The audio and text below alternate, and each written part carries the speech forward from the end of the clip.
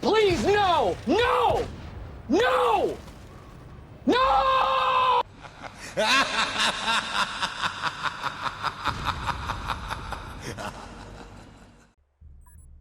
Hi guys and welcome back to the channel. Today I've got two replays in the Chinese Tier 8 Premium Medium tank, the Type 59-2.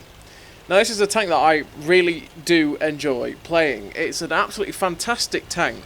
It was fantastic before 6.0 and obviously with crew changes, stuff like that, it's definitely better now than it was before, which means it's just fantastic. Now this is the unskinned version of the King Dragon, but it's different to the King Dragon because as well as the fact that it doesn't look ugly and red and McDonald's-y, it's also got better accuracy, so instead of 0.36 it's 0.34, and it's also got better engine power, ever so slightly really, there's not much difference in it, so it does get to places a little bit quicker, but for the most part it's the same. It does lose, I think, that little bit of reload as well. It's literally like 0.03 on a reload or something like that to gain the extra accuracy and mobility.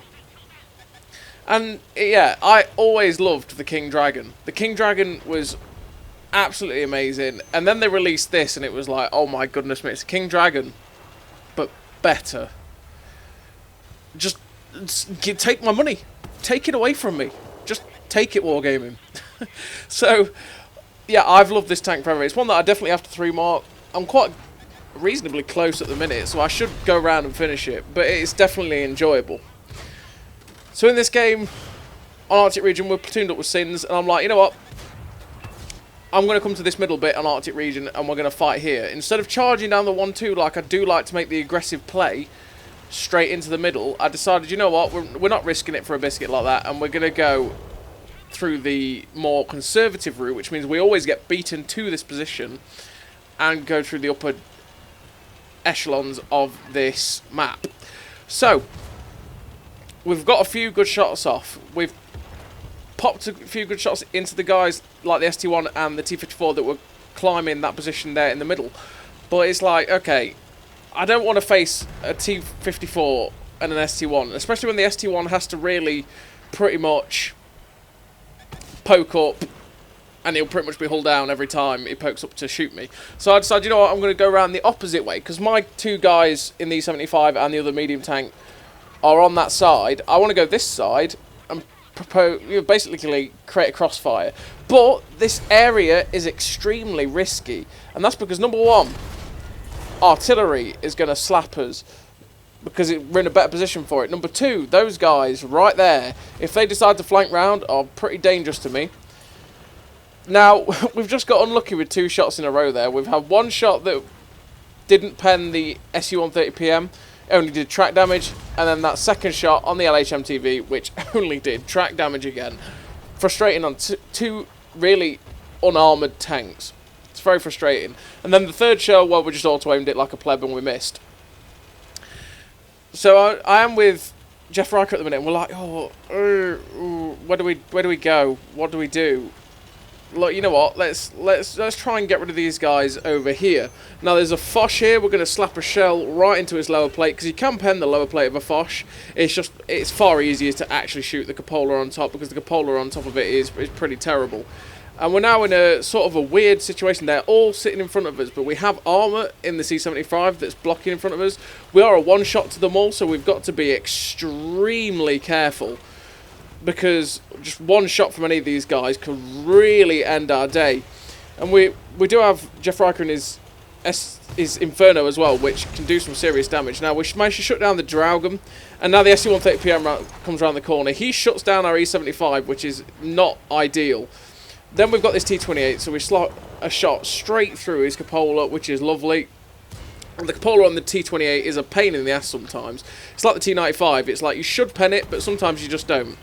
And what was I saying about the cupola of the Foch being incredibly easy to pen? Well, yeah, apparently I lied. I just bounced off of it because, yeah. So we're going to take the easier shot and shut down the Foch. And we're hugging this E75 in front of me so that he just can't quite get me. Then this IS-2 comes around, we pop a nice shot into him, he can kill me, but he ends up ricocheting off my turret because I give him basically no shot at all. He gets shut down by the guys on my right? And somehow I'm still alive in this glut of tanks. We get a shot into the cupola of the T-28 again, and we're just using the wrecks of these tanks as much as possible to try and hide ourselves. Now we've got the reload in, we're looking for that shot, but the dead wreck in front of us is holding it. But then we managed to get the shot into the cupola of the T-28 and shut him down. This SU-130PM in front of us is a worry. Then we've got a light tank behind us, and I kind of, at this point, accept I'm going to die to the light tank, pop a shot into the SU-130PM just to get a free shot, try and hug these tanks as much as possible in the hope that he might miss, but unfortunately for me, he does shut me down. But that was a great game for the Type 59. We ended up like in a position where we should have died a lot quicker. But yeah, we ended that game with 3 kills, 4.8k damage, 143 assistance, ace tanker, sniper, high caliber. And like I said, that was an example of what you need to be doing in this tank to basically maximise everything around you in terms of staying alive. So that was a lost cause, right? That whole situation we're in there was just not going well.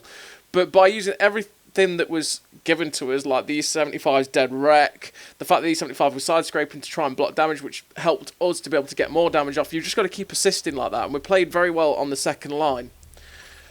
So we're on the the second game on Sand River. And we've got the spawn that I prefer nowadays, which is this one. And that's because the position in the middle of Sand River is so much better for this side now than the other side.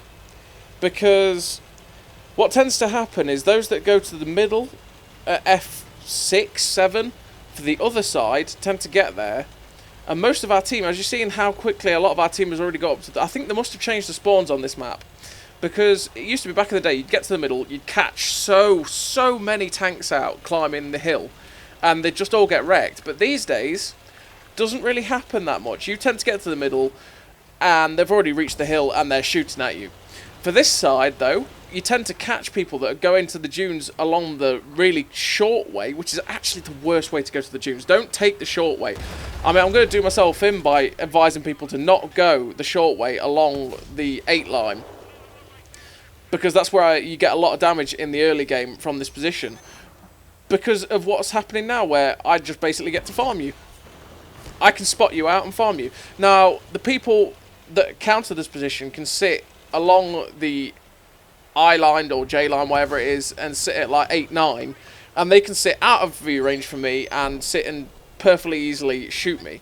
But the problem is that that's one of the only positions that can counter this position, whereas the other side, they have a whole massive row of dunes that are very easy to spot the middle and shoot it, which is a pain in the backside.